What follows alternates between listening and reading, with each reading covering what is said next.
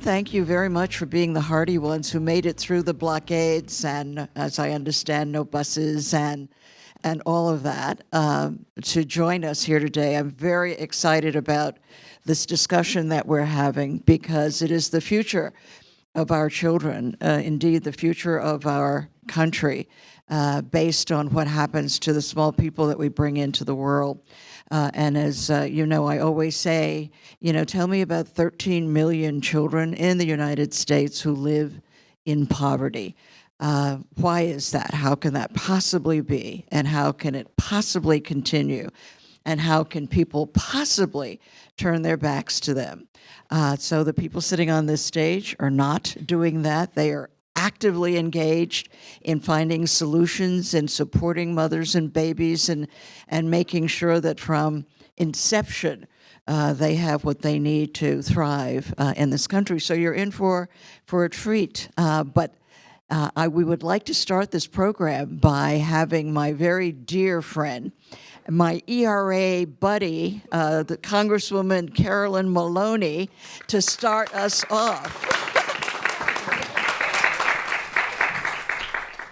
First of all, thank you, all of you, for coming to this important meeting tonight at Roosevelt House. And I'm former Congresswoman Carolyn Maloney, but I'm currently the Eleanor Roosevelt Distinguished Leader in Residence at the Roosevelt House Public Policy Institute.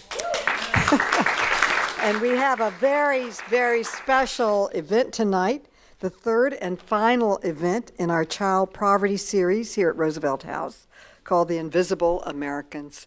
And we will hear how the private sector can step in and do what government should be doing and hopefully inspire them to do the right thing. As Carol said, the United States Census Bureau, their American survey, said that in 2022, the child rate poverty in the United States was at 16.3%. That's at least 13 million American children who are currently living in poverty in our great country. The Child Care Tax Credit was passed by Congress as part of American Rescue Plan in March of 2021.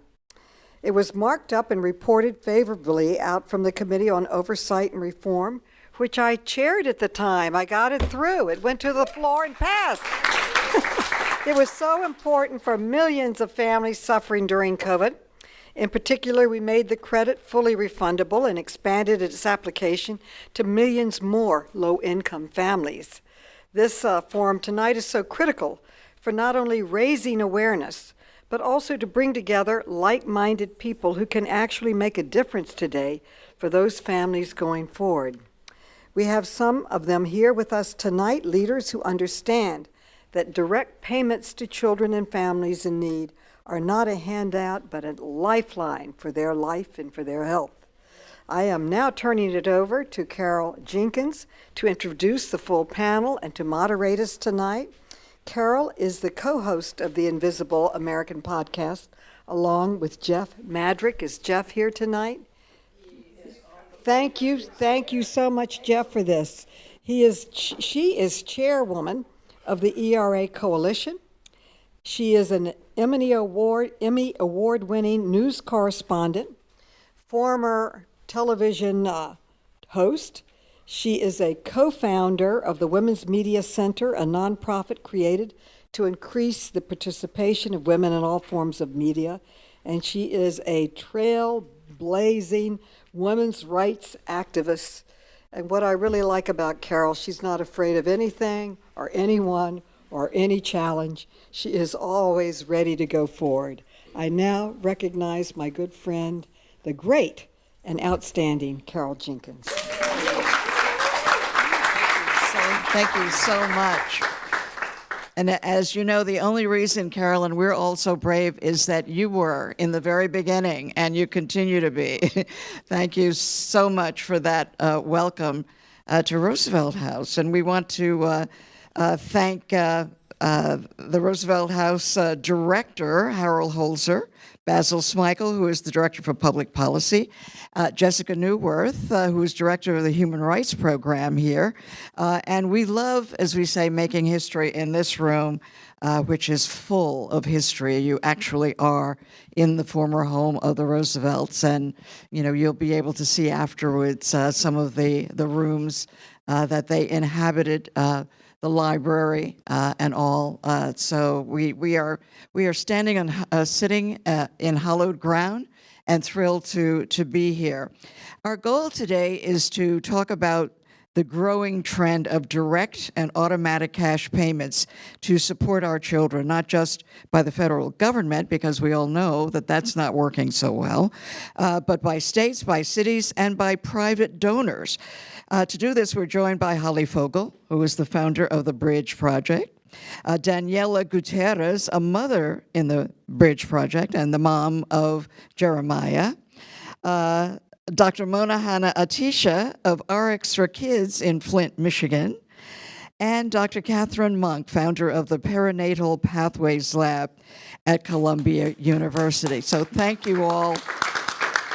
Thank you all so much for being here.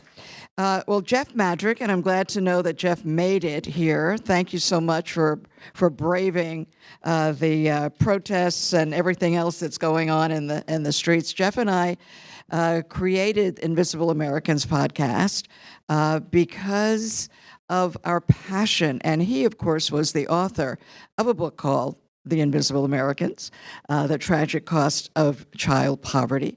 And it was Jeff who was writing about cash payments to people, give the mothers the money, long before anyone else was.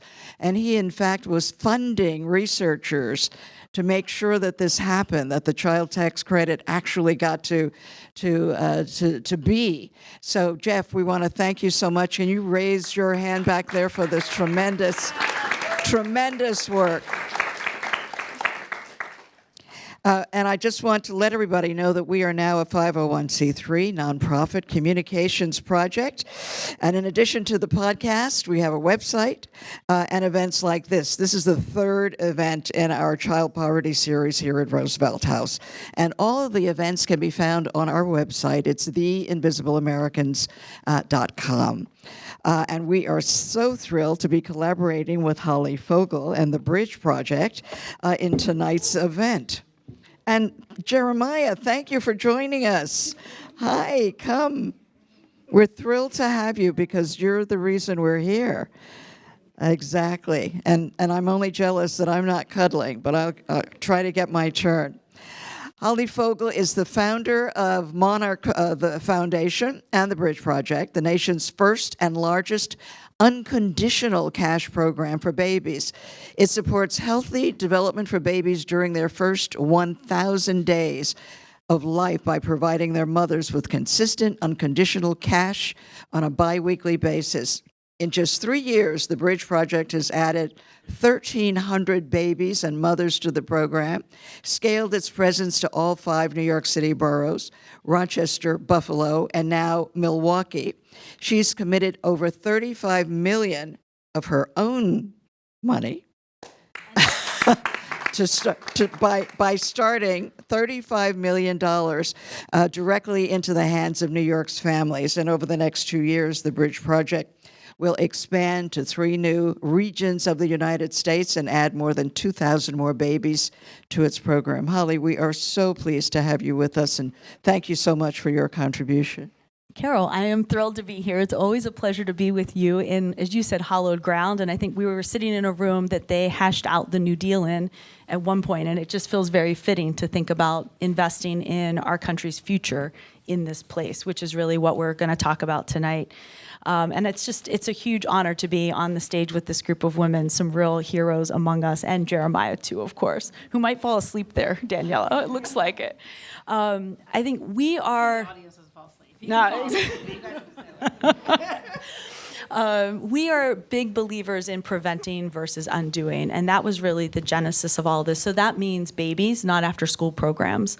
And fundamentally, when we started to think about this, Jeff and I started the Bridge Project at the time incubated within our foundation simply as a way of how are we going to move our own resources deep into the hands of women who are pregnant and who could use a little extra help because they, for all kinds of reasons, are where they are and just need a little bit of a hand up.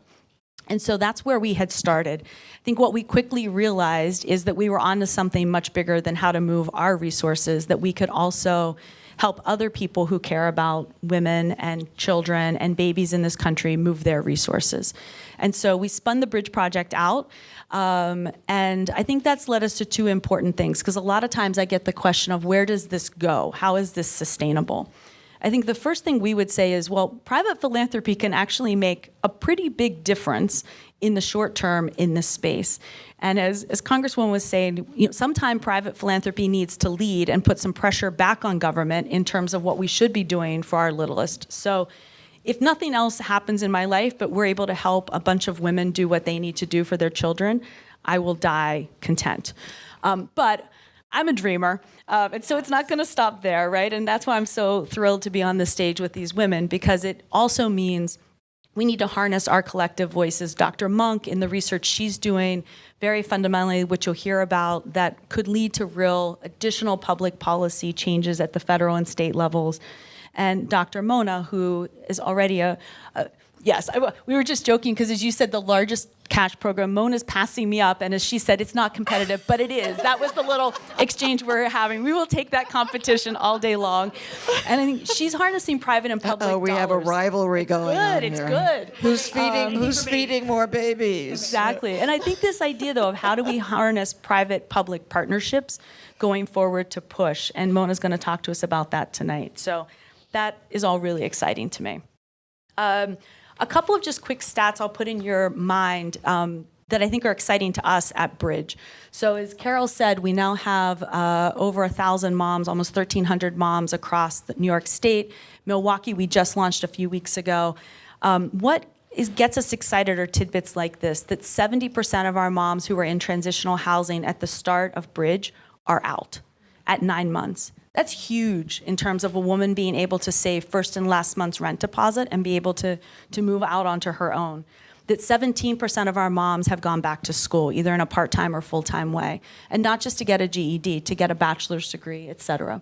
So I think that gets us pretty darn excited. We see mental health scores go up, and fundamentally, people have cash to buy food and diapers, which feels like we shouldn't have to think about that in this country, but we do.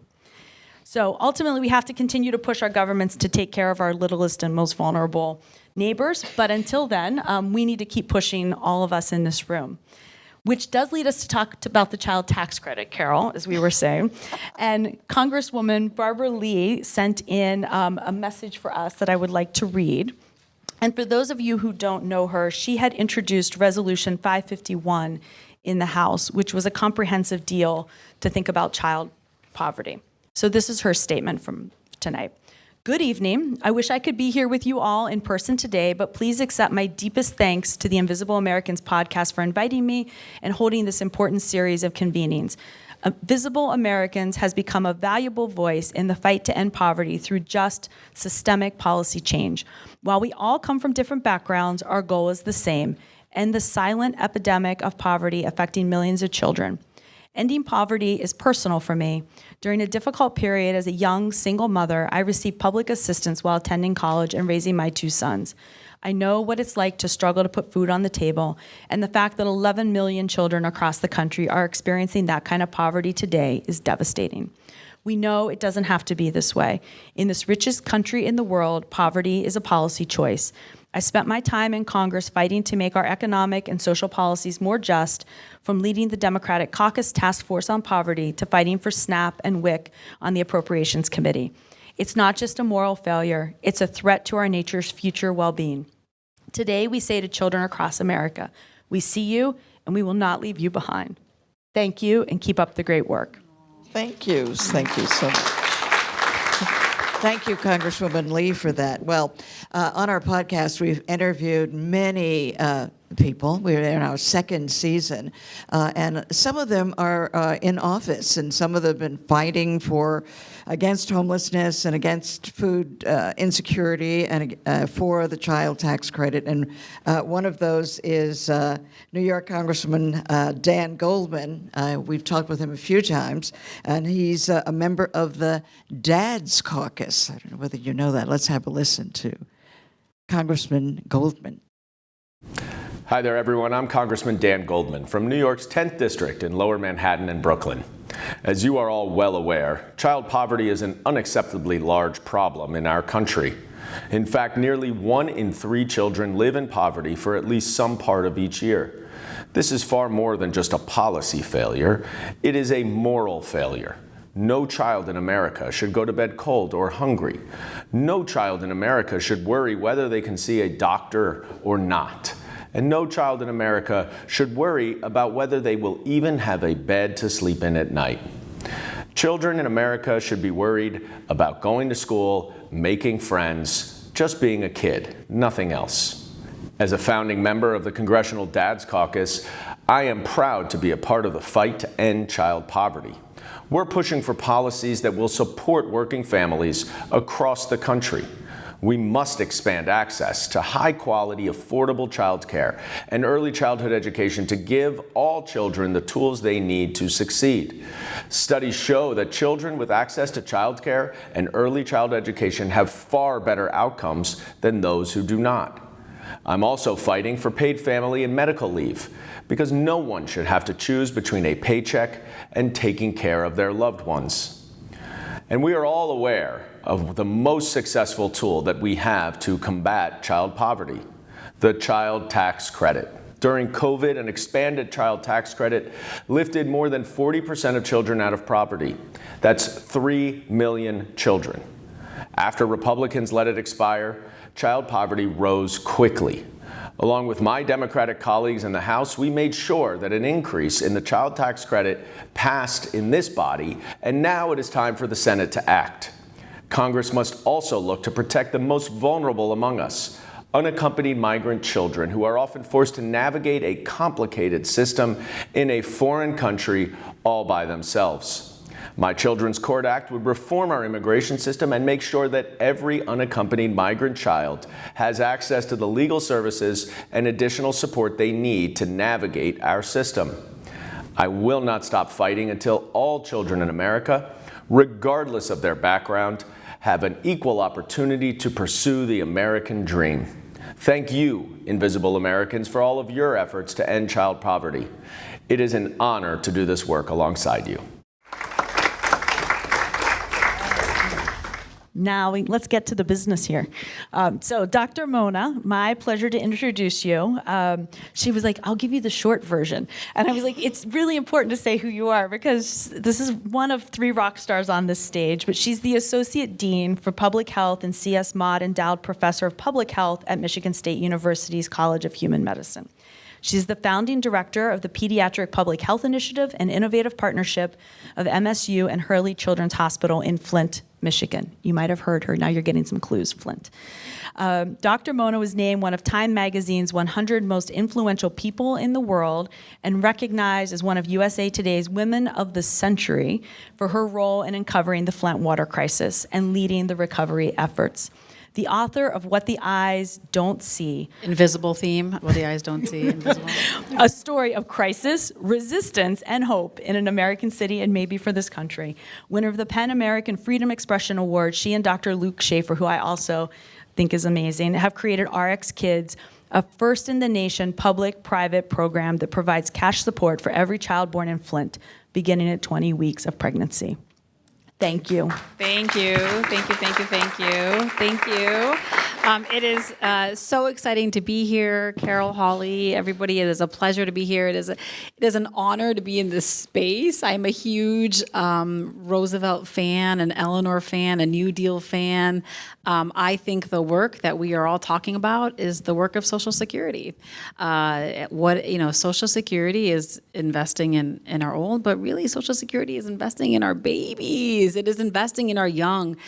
So that is definitely kind of how I see this work. and to be in the place where Social Security was born, where Francis Perkins led the charge to bring forth that New Deal to uplift our nation. It's wonderful, wonderful to be here.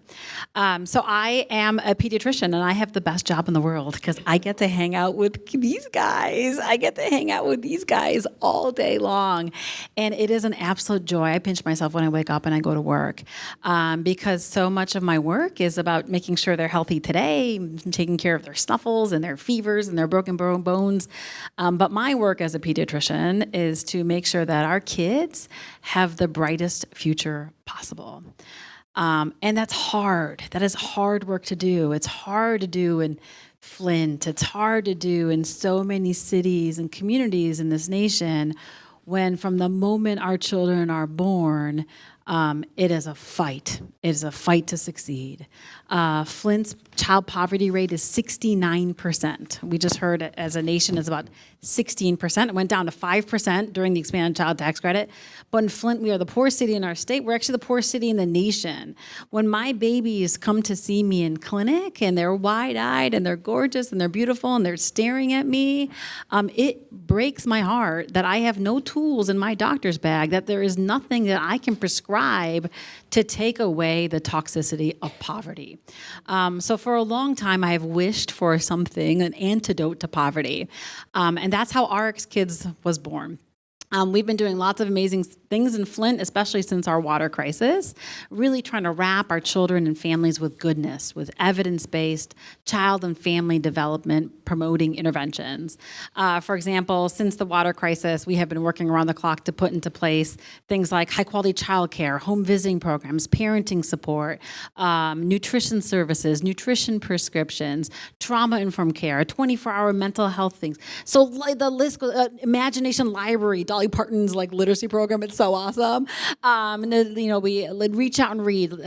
VIP is parenting program that came here from NY. So the list goes on and on of all the good things that we do for our kids. And when I'm taking care of a kid and a family, I'm throwing all these things at them. I'm like, sign up for this, do that, do this, do that. Read more to your kid. And I feel so guilty when I'm telling a family who is living in the poorest city in our nation to read more to their kid. I am tired of asking our children to be resilient when we as a nation aren't building a resilient community. So that's what RX Kids is about. It is about building a resilient community so our kids can just be kids. So they don't have to shoulder so many burdens and do so much more because we have failed to take care of them and to prioritize them and to build these child-centric policies. So learning about Bridge and learning about the expanded child tax credit and learning about all the other efforts in the country, literally seeing the success of the expanded child tax credit, amazing, proof that we can do big, hard things as a nation. We can do this. We developed a universal mom-baby cash prescription program. So in Flint, every single pregnant mom gets prescribed $1,500 in mid-pregnancy, every single pregnant mom. And then once a baby's born, it's $500 a month for their first year of life. So it's $7,500 total, and it hasn't been done before, a universal program, because we had to raise a lot of money. So we needed to raise about $11 million a year to do this in a universal way. In a year, my partner and I raised $43 million. Amazing. We're not done yet. We still have more to go. So come talk to me. But the beauty of what we've been able to do, and was mentioned, it is a public-private partnership. Our first funder was the Mott Foundation, which is based in Flint, and they gave us $15 million as a challenge grant, saying, here's $15 million, but you have to go raise another $15 million to unlock this. So it's been a really busy year. But the beauty of our work, and what I want to spend a minute on, is that we were able to leverage TANF dollars. Does anybody know what TANF is? Some folks. So TANF is a product of the 1996 welfare reform, when President Clinton said, we're going to end welfare as we know it, really because of Reagan. The law was a creepy history. Okay, but so we changed welfare in 1996, and we made it a work-first program. And by and large, what that means is that nobody gets cash anymore. So they became state flexible block grants, so states get a chunk of money, and they get to decide how to use that money. It was intended for cash assistance, but because of its flexibility, states by and large have used it as budget fillers. In Michigan, before RX Kids, only 6% of our TANF budget went to cash assistance. It went to other things like college scholarships and funding the child welfare system. This is also where that Brett Favre scandal in Mississippi. So lots of states have misused this money. So we knew we needed more money. We wanted a public-private partnership. Philanthropy cannot do this work alone. This needs to be the work of government. This is about reimagining the social contract and fundamentally how we care for each other. So we pitched to the state, what if we leveraged TANF dollars? And there's a provision in TANF, and please stop me if I get too wonky. There's a provision in TANF called non-recurring short-term benefits, or NRSTs, where you can give people cash for 4 months without triggering work requirements or lifetime limits. But you can only give people cash if it's an acute economic crisis. Do you guys know when families are the poorest in their whole life course? Guess. Childbirth. Childbirth is when families are the poorest in their whole lives. Can you believe it? Families are the poorest. Moms are pregnant. They often have to come out of the workforce. Babies are expensive. They need stuff. And we have very limited things like paid family leave or supports, and that persists for that first year of life. So families are the poorest at childbirth, and that continues. And when I heard that, I went crazy, because as a pediatrician, and we'll learn more science, that is the most important developmental time. Your brain doubles in size in your first year of life, and that's when families are poorest. So we use childbirth as an acute economic crisis, and so we were able to leverage TANF dollars through this non-recurring short-term benefit provision. So we got $16.5 million from the state to do that, and it went through our budget process. So we have built this beautiful public-private partnership. RX Kids launched in January, to much celebration, to art and to music and to murals. We had a public party on Valentine's Day, because this is all about love. It's about love. It's how we love our mamas and our babies. So we're also actively working to change the narrative. Because of the success of RX Kids, our Governor Whitmer, included $24 million in her next budget, also as a TANF redirection, to expand RX Kids to Detroit and Saginaw, to Kalamazoo, and to the Eastern Upper Peninsula, which represents rural poverty. It's still a public-private partnership, so we're still working to raise more money to make this happen. But it is exciting, it is joyful, it is beautiful, it's impactful, and we already have so many wonderful stories to share, and also early data, which is exciting. Oh, my goodness. Thank you so much. 5 minutes? I only had 5 minutes. Yeah, you know that Dr. Mona is the Taylor Swift of the pediatric world. You need bracelets. This is that cash era. Yes, I know. I tell you. And when she says, if I get too nerdy, no, we're definitely nerds. We're like, tell us more about TANF. We want to hear every single thing. Thank you, Dr. Mona. Would like now to introduce Sebastian's mom, Daniela Gutierrez, who is a 30-year-old mother of a 2.5-year-old son. And as you can see, has another baby on the way. She is half Mexican, half Salvadoran. Daniela was born and raised in New York City. You're actually a neighbor of mine, I mean, yeah, we're neighbors. So that's one thing I loved about Holly, is that she started her program in my neighborhood. I said, thank you. Harlem? Yes. Hamilton Heights. I'm on 150th. And She can babysit for you. We're right around the corner. Literally. Right? Now that we've settled that, she holds a bachelor's degree in English and currently works for the New York Public Library. Daniela is one of the many moms that have benefited from the Bridge Projects program, part of their inaugural cohort launched in 2021. And Dr. Catherine Monk, PhD, founder of the Perinatal Pathways Lab at Columbia University Medical Center. And I told her that she has so many titles that are so complicated. And what was your answer was that you don't get paid that much, so you do get you do get the titles, right. And she studies the connection between stress in pregnant people and the eventual mental health of the child. Dr. Monk's research brings together the fields of psychopathology, developmental psychobiology, developmental neuroscience, and perinatal psychiatry. I didn't even know that was a thing, right? To focus on the earliest influences on children's developmental trajectories and those that happen in utero, and how to intervene early to prevent mental health problems. And thank you both so much for joining us. And I think they need to give you more money, Dr. Monk, but This is all about money anyway. no, what? It's all about money. It's all about cash. It's all cash, right? Daniela, I want to start with you because you were in the first class of the Bridge Project, and Yes. tell us a little bit about what that has meant to your life, to the change. Oh, it's been a huge, huge change to my life. Mostly because I get to be a full-time mom to this little boy, Jeremiah. Say hi. Who, if you can't see him, if you're listening to this, is so adorable. Yeah. So before that, I was really stressing out on what I was going to do and how I was going to work and also provide for him. And it was like around the era, was post-pandemic, kind of, sort of, 2020. So life was a little bit more chaotic than it is now. And so receiving this assistance changed my life because it made me become a more dedicated mom and a more present mom, which also allows me to notice a lot of things in Jeremiah. A lot of things that he needs, and I'm able to support him in every way that I can, because at the end of the day, we are their advocates until they can finally speak up for themselves or make decisions for themselves.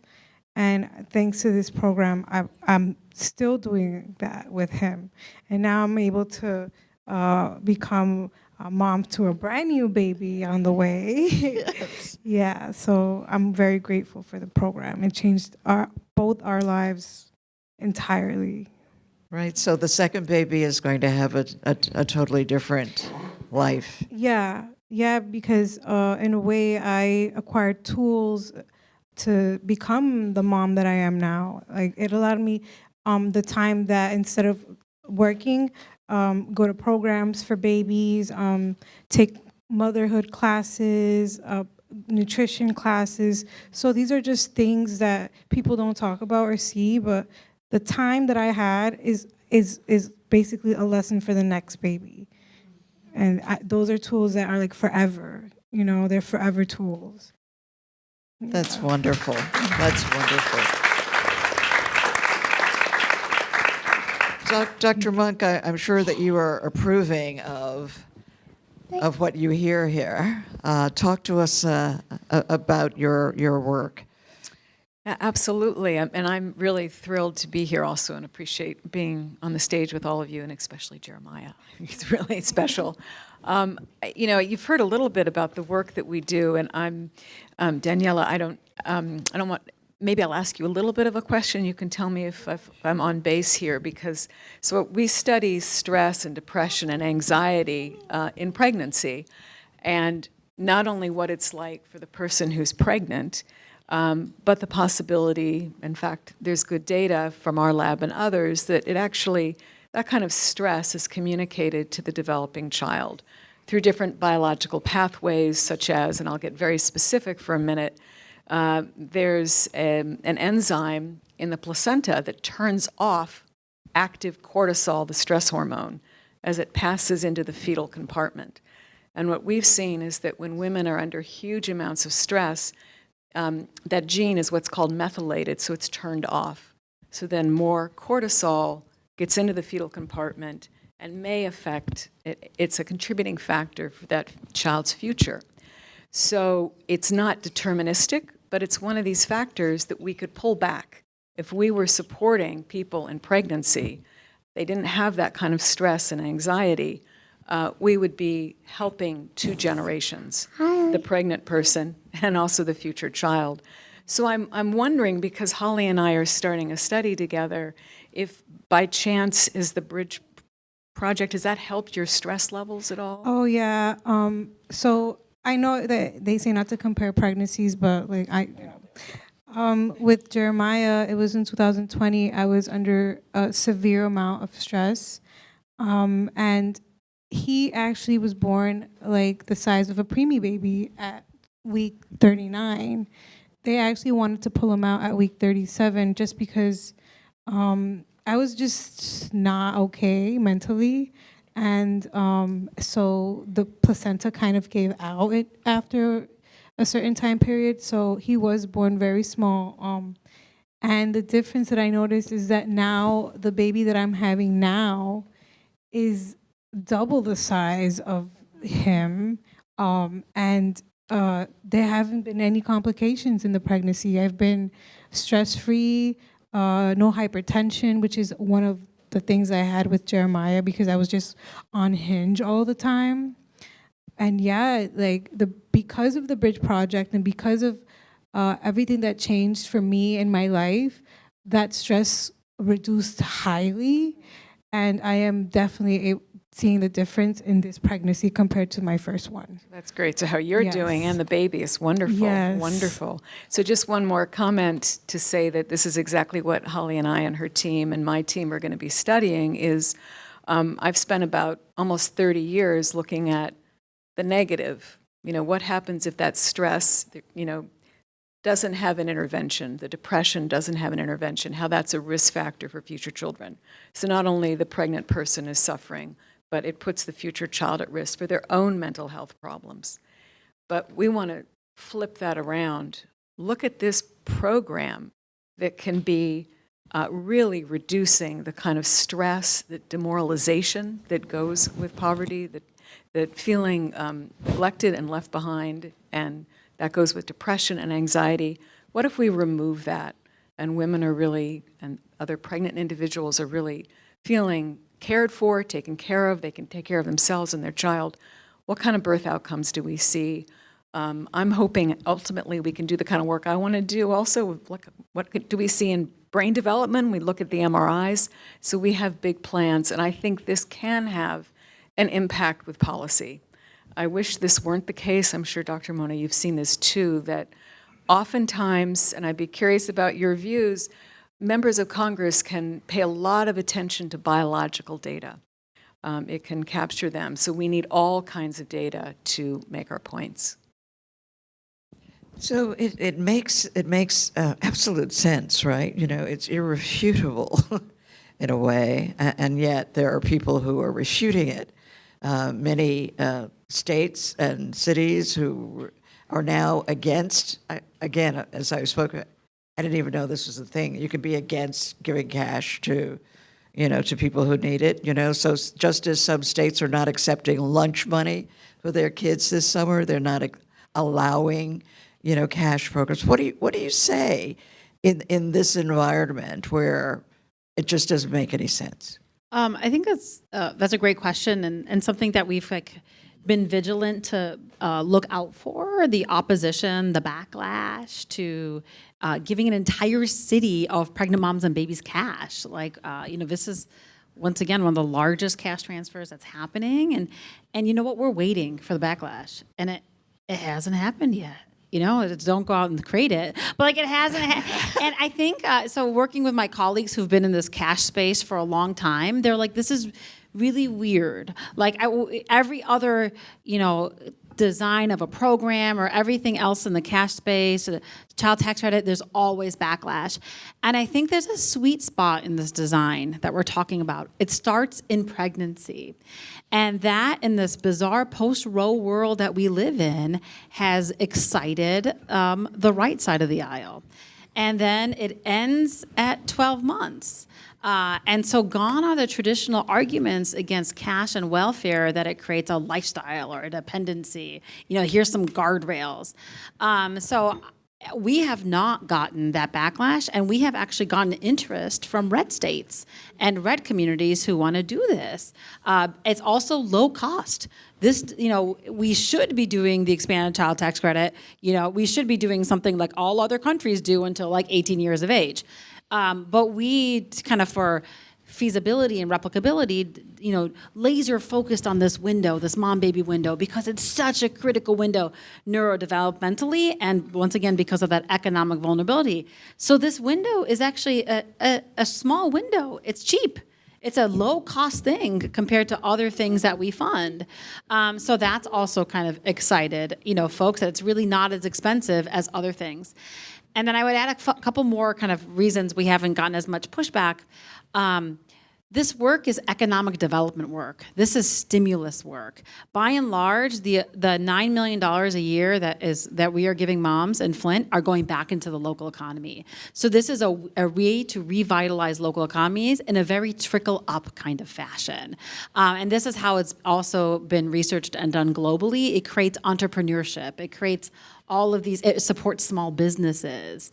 And so we're also kind of going to be looking at that kind of return on investment and what it does to the community. So there, I know there's a movement to ban guaranteed income pilots. There's a few states that have already banned guaranteed income pilots. But in this world, which we very much like to call child allowances, which is in a very different space. It's a different body of research. It's a massive global and domestic evidence base. There has not been that much pushback. Holly, talk to us about that, because it seems to drive certain people absolutely insane that the application process is so simple. And Ours is mama tested, 10 minutes, that's it. I know. I mean, it people just go nuts. That you say no. We don't ask them to turn over their life history. It's a very simple 2-question whatever. Do you need it? And I grew up in Appalachia on the Ohio-West Virginia border, and I think this idea of women coming together to trust other women is sort of deep inside of me. As Mona says, though, there is actually also a lot of other evidence out there that says when you give people, not even mothers, when you give people cash, they tend to do really good things with it. They get out of homeless situations. They actually pay off cell phones and bad debt. They do a lot of good things. So I think when we were thinking about this early on, we thought if this is true for the general population, what if we were to give it to pregnant women who are thinking about a new child and where their life is going? And so I think for me, it was a no-brainer in those early days. But it does drive people kind of crazy. People will say to me, you're very, very radical. And I thought, well, we're radical in that we are trusting a mother to do what she needs to do for her children, backed up by a huge amount of academic research that says people spend this money really, really well. I think the one thing we do struggle with in Bridge, and Daniela, you might be able to speak to this as well, is when we were first working with Penn, the Center for Guaranteed Income Research, a lot of guaranteed income programs want to talk about people in the workforce.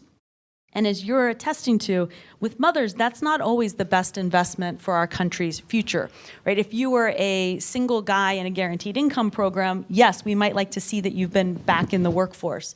I think in this country, what is important to think about is how are we giving moms the time they need?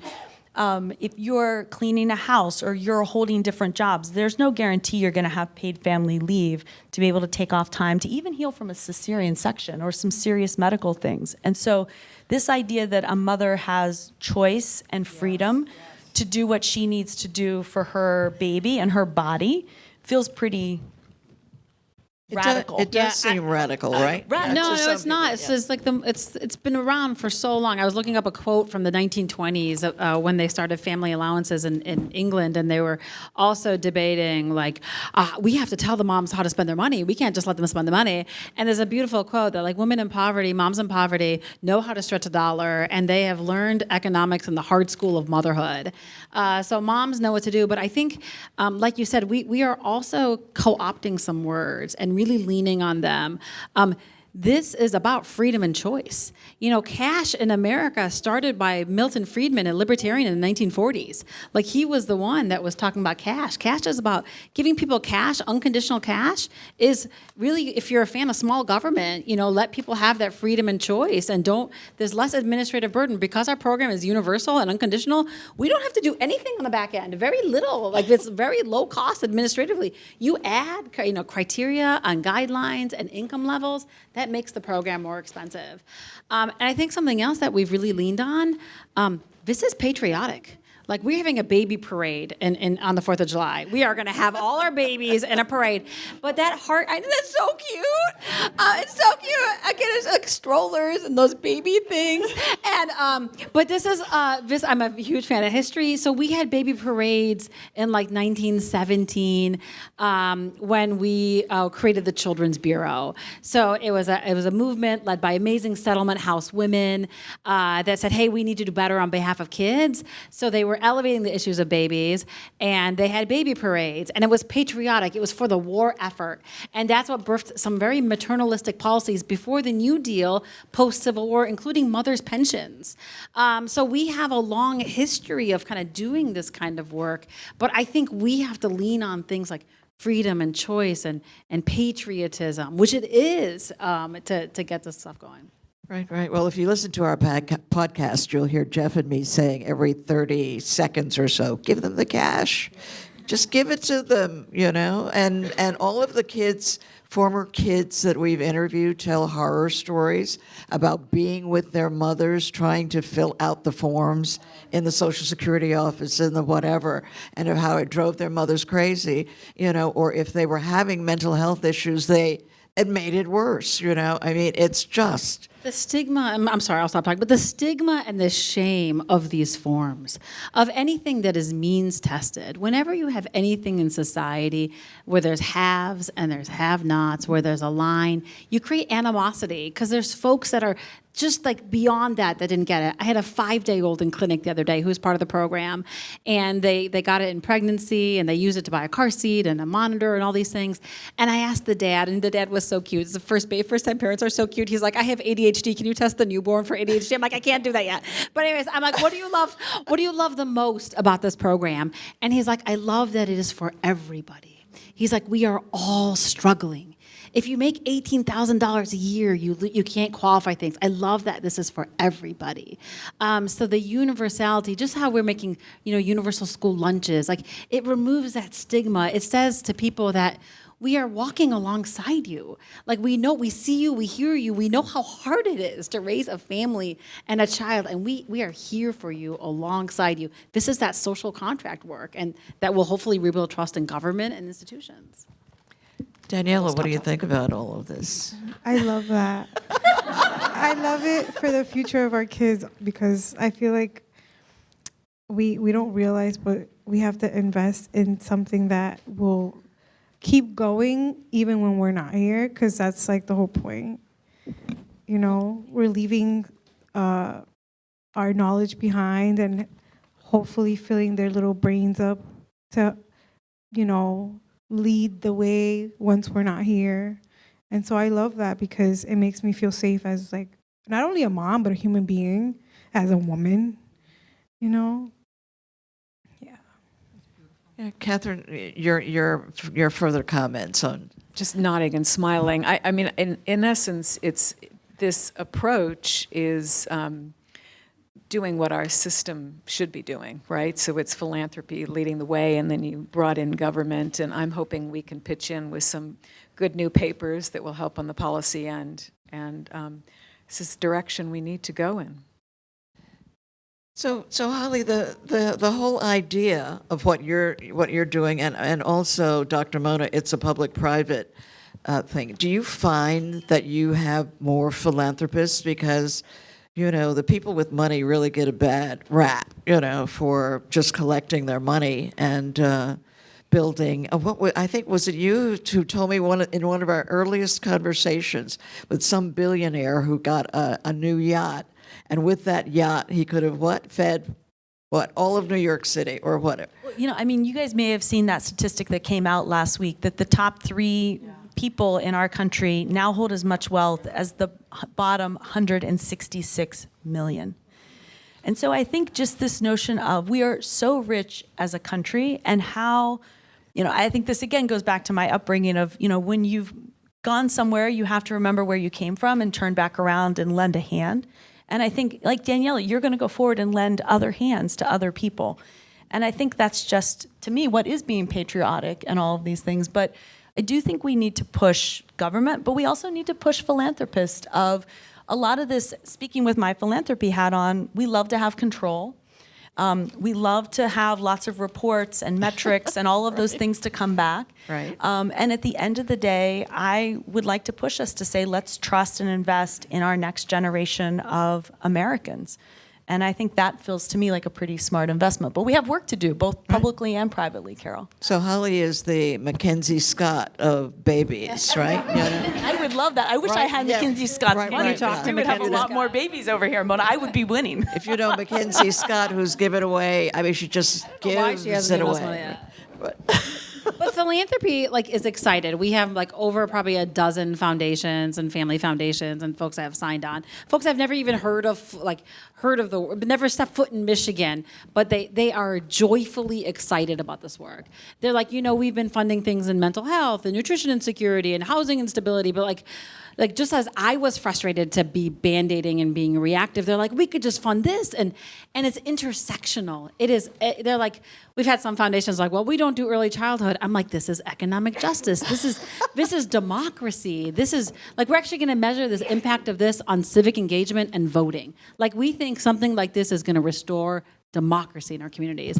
But it's also, it's economic justice, it's maternal infant health, it's health equity, it's arts and humanities, there's a little bit of everything. So I think the foundation sometimes like to work in buckets. So doing something that's so intersectional often causes people off guard. But I found that they've also been very excited and they're like, oh, finally. So, we're not in something that's not reactive, something that's super preventative. I know. You see, she needs the bracelet that says it's economic justice, not giving food to babies, right?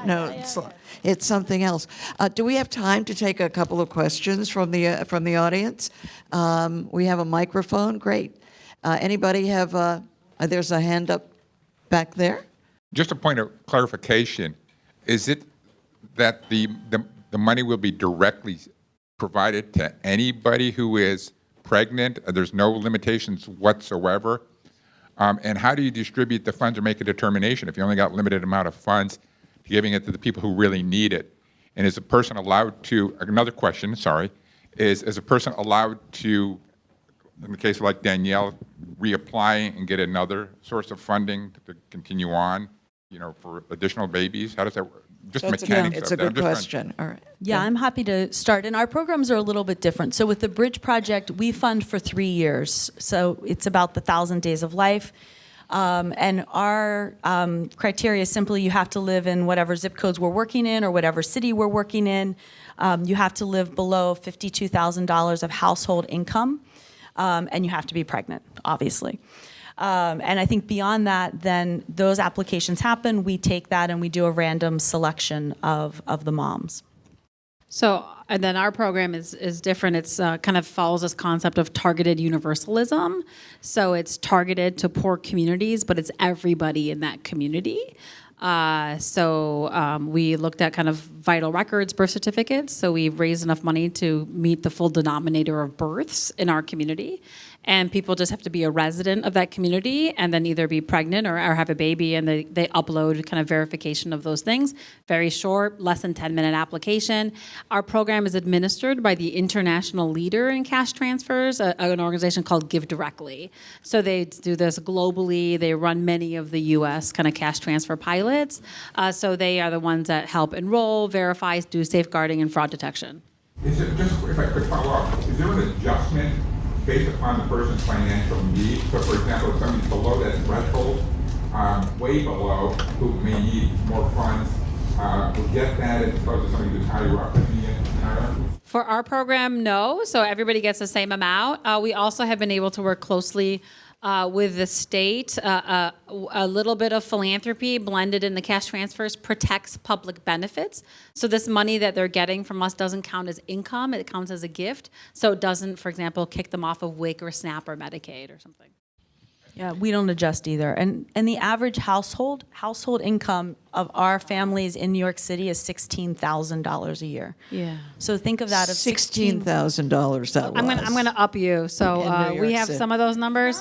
I know. But Here we go. Here we go. 60% of our families, the annual household income is less than $10,000 a year. Less than and so they're $10,000. getting $7,500. So this is for some families, it's like 75% increase in their income. Just the $10,000. Great. Do we have another question from the audience? Over here, I guess.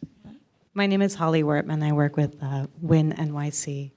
I have some questions specifically about getting money as a non-recurrent benefit, and I was wondering about the process of getting childbirth counted as an emergency and that time to be viewed as an emergency from a political standpoint, and kind of what that was like, both politically but also emotionally. Okay. So once again, we leverage TANF dollars. We use this provision called non-recurring short-term benefits.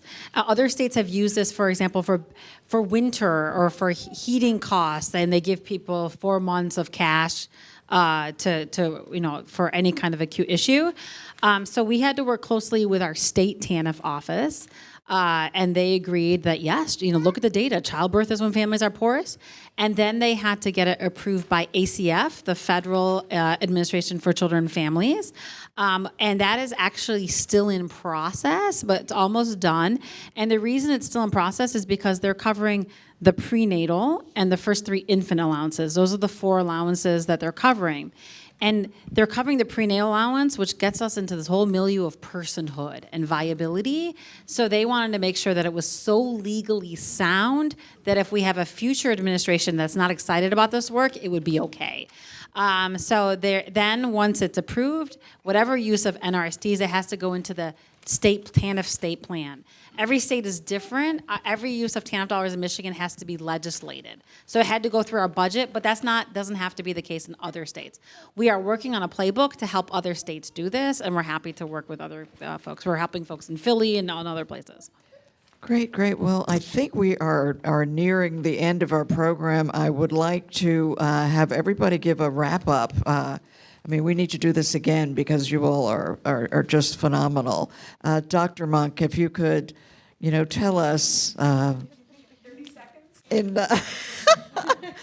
Now, we're all coming to your lab, by the way. We want to see what goes on there. If you can give a tour. Parenting begins before birth, and we really need to be supporting the pregnant individual, and if they have a partner in that period, for how they're doing and for the future generation. Great. Danielle? Oh. And he's busy reading our program, too. Very nice work, Danielle. Brain development of the program. Thank you. He's just recognizing the pictures on it. He's like pointing all of us out. Oh, thank you. Daniela, maybe say one quick word when you wrap up around how you're raising your voice to help other mothers in this way with advocacy and other things, because I think you're quite special in this way, and you haven't told us about that. Thank you. I'm usually using social media to just expose all of the things that we've been doing at the bridge. Talking to my old friends that are turning mothers as well. And just kind of spreading the word to everyone that I know. If they say, what do you do? I don't only include my job, I also include the bridge as well, because I feel like it's a part of my life now, and it's my job as one of the very lucky moms to spread this out to everyone so that people know that this is a thing. And also there's a lot of child poverty going on in New York City, whether we like it or not. We kind of tend to hide the ugliness of it, and people get a little bit surprised about it. So that's basically been something that I've been doing, is sharing it to the world through, whether it's through mouth, social media, friends, family, and kind of like educating them on what we're doing, because they are like clueless of what's going on. So I feel like that's a good part and a good role that I'm taking in. Even my own family is aware of it, and they're so proud because they're like, we didn't know that this was a thing you can do, and we're happy that you're doing this for your kids. And I feel so grateful to be a part of this, because whether it happens or not, we're still making history. We still did the work, and we're here to make the change. And we're already changing lives anyway. Like, look at my son. He's yes. And I appreciate you guys He for is everything. amazing. He is Thank amazing. you. Thank you. All of our work in Flint with this project is also very much mama-driven. It's community partnered. I have a parent partner group. We have a group of pregnant moms who have been advising us from the very beginning of this work and really driving this work. So thank you. They've become mama activists, and they've done media training and interviews, and we try to value their time and their input. So thank you for really kind of helping kind of create that playbook. Thank you, Holly. Thank you, Carol. Thank you for everybody for being here, for caring about this.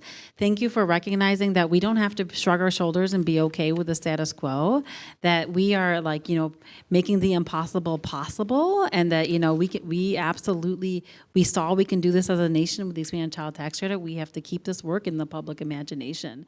So I'm grateful for all of you for being kind of in solidarity here. Thank you. I would just say, I've been telling everyone, if you haven't seen the movie Pray the Devil Back to Hell, Jeannie and I were talking about it earlier, I would put it on your list. It's about the common market women in Liberia that, after decades of war, it's an Abigail Disney movie, rose up and said, enough. Enough murder, enough rape, enough burning of our homes, enough war.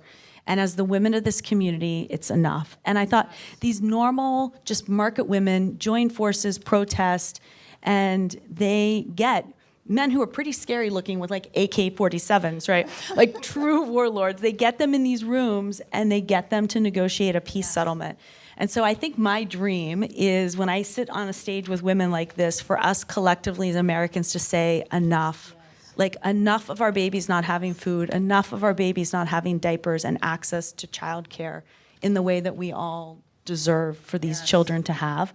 And so that's my dream, for us to say enough, and to put the pressure on the people who have power to help us change that. Thank you. Thank you, Holly. Thank you, Mona, Daniela, Catherine. Thank you all so much for being with us. And this panel discussion, so moving. You brought so much for all of us. Thank you for being here, and thank you for caring, too, about our children. This will be up on our website, theinvisibleamericans.com, shortly, as well as the first two programs that we did here at Roosevelt House. And we thank you all so much. Listen, we've got to feed our children. We have to give them homes. This doesn't make any sense. It's not necessary. Let's end child poverty now. Thank you all so much.